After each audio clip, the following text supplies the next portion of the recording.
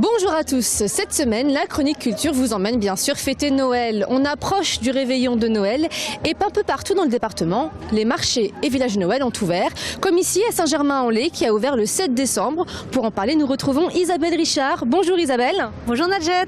Vous êtes donc chargée des animations dans la ville. Dites-nous un petit peu, c'est quoi finalement ce village de Noël? C'est pas vraiment un marché comme on l'entend en temps normal? Oui, tout à fait. Nous n'avons pas du tout voulu concurrencer les marchés des environs, mais c'est plutôt une animation de Noël, un lieu où on peut retrouver des incontournables, par exemple les santons qui sont derrière nous, des bonnes confiseries de Noël, notamment les bredelo qui viennent d'Alsace. On peut aussi y retrouver du foie gras, des chocolats et des décorations de Noël. Donc c'est vraiment tout ce qui fait finalement Noël. Voilà, et puis pour les enfants, bien sûr, il y a des animations. Donc on a le carrousel qui est derrière nous, il y a d'autres manèges. Et ces animations ne sont pas seulement ici, au cœur de Saint-Germain, mais il y a aussi des animations côté Bel-Air, place Érignac, puisqu'il y a également un carrousel et un coin gourmand où on peut manger des gaufres notamment. Et quel est l'objectif finalement de ce village? Alors l'objectif, c'est de permettre aux Saint-Germanois et à tous nos visiteurs de retrouver une ambiance de Noël à la sortie du RER. Il y a pour les enfants des animations le mercredi, le samedi, le dimanche et puis aussi le lundi et le mardi qui vont précéder le réveillon de Noël. Donc des animations au cours desquelles les enfants vont pouvoir fabriquer des objets de décoration. Et puisque vous parlez d'animation, on va justement regarder les images d'une animation qui a lieu ce week-end.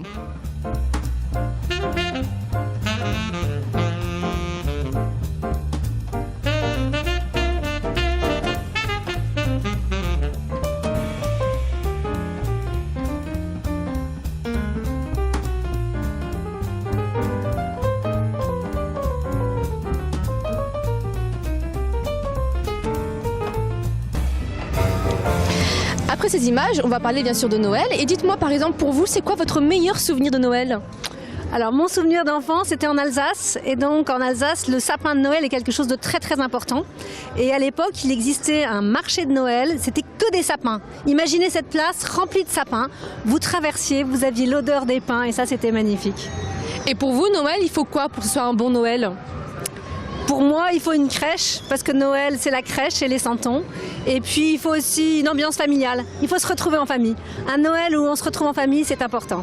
Et bien ça tombe bien, puisqu'on va continuer, nous, ici, avec les santons. Vous en parliez il y a quelques secondes. On a rendez-vous avec le vendeur qui se trouve ici. On retrouve donc le maître des santons dans le village, c'est Marc. Bonsoir Marc. Bonsoir. Donc vous êtes le maître ici des santons. Vous vendez quel type de santons? Des santons de Provence. Tout est fabriqué donc en France, à Aubagne, par la société Escoffier. Par exemple, on retrouve qui? Joseph, Marie, qui se présente ici. Joseph, Marie, Jésus, l'âne et le bœuf. Voilà. Les indispensables finalement. Les indispensables de la crèche. Après, vous avez les rois, qui sont Gaspard, Melchior et Balthazar, représentés ici. Vous êtes ici depuis très longtemps, vous faites chaque année le village? Depuis que Saint-Germain-en-Laye fait un marché de Noël, nous y sommes. Donc ça doit faire à peu près 15 ans. Vous n'avez rien fait d'original cette année, par exemple pour une crèche particulière? Comme nouveau personnage, nous avons fait Alphonse Daudet, le maître d'hôtel, et Frédéric Mistral. Et comment on les intègre ces personnages dans la crèche? Parce que c'est vraiment hors temps pour le coup.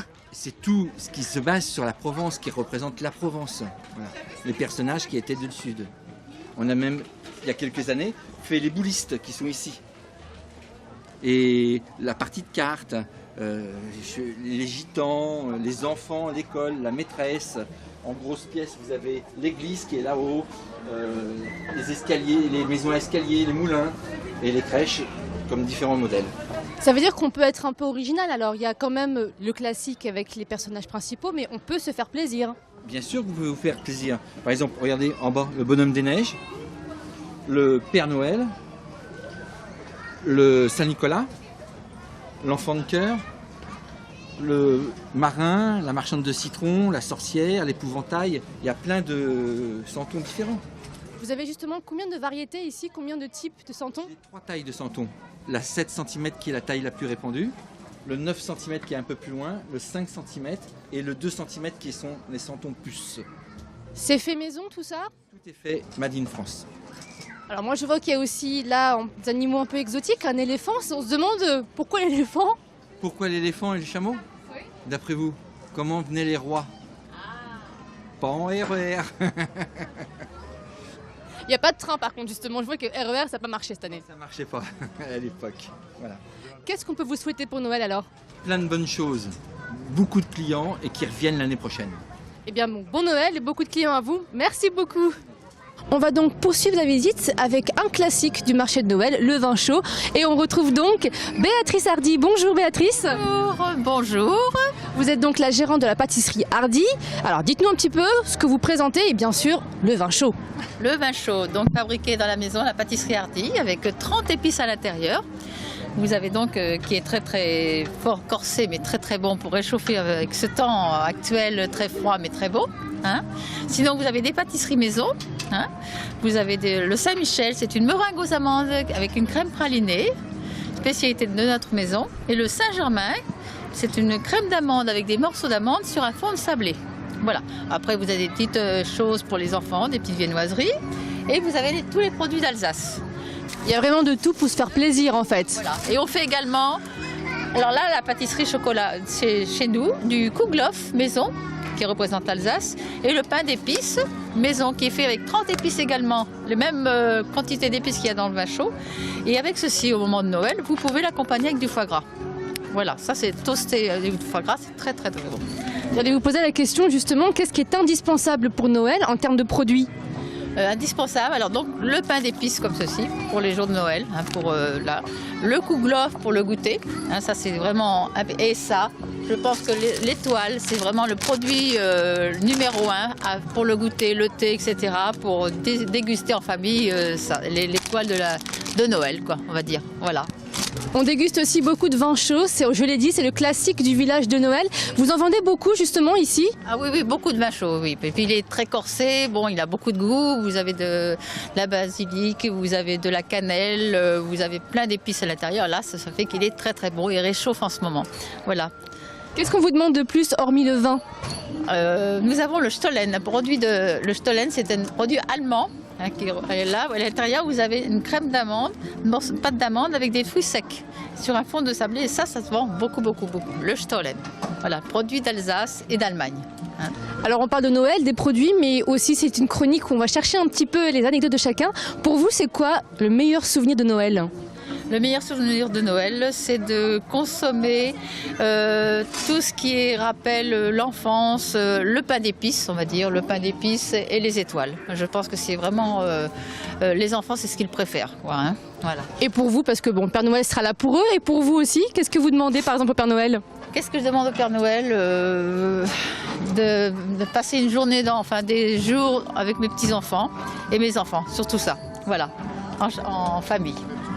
Qu'est-ce qu'on peut vous souhaiter alors pour Noël, pour vous? Que la santé, l'amour? La santé, l'amour et la famille avec les petits-enfants que l'on voit très peu et voilà, on en profite un petit peu, voilà. Eh bien merci Béatrice et joyeux Noël à vous.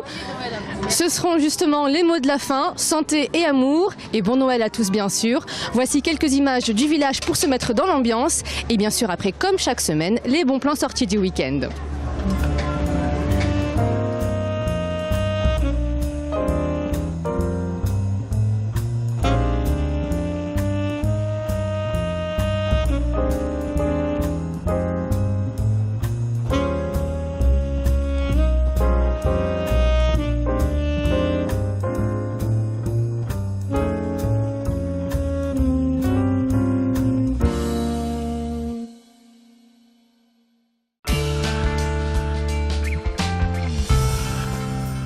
Fête de fin d'année oblige, cet agenda est spécial Noël. À Poissy, les stands du marché de Noël vous attendent sur la place de la République jusqu'au 31 décembre. En parallèle, des parades, fanfares et promenades en calèche sont au programme en centre-ville. À Carrières-sous-Poissy, une sortie pour le cinéma Le Grand Rex à Paris est prévue le 23 décembre. Départ du pôle Michel Colucci. Renseignements et inscriptions auprès du Centre social et culturel Espace Rosa Parks. Les adeptes des patins et de la glace ont rendez-vous place Maréchal Juin à Maisons Laffitte. La patinoire vous accueille jusqu'au 30 décembre. Des animations sont aussi prévues le week-end du 21 et 22 décembre, comme de l'orgue de Barbarie, des chants de Noël et bien sûr l'arrivée du Père Noël les 23 et 24 décembre. Pour finir, je vous rappelle qu'à l'instar du village de Noël de Saint-Germain-en-Laye, l'ensemble des marchés de Noël sont ouverts jusqu'au 24 décembre ou début janvier en fonction des villes. Alors n'hésitez pas à vous faire plaisir. Joyeux Noël à tous et belle fête de fin d'année. Rendez-vous en 2014.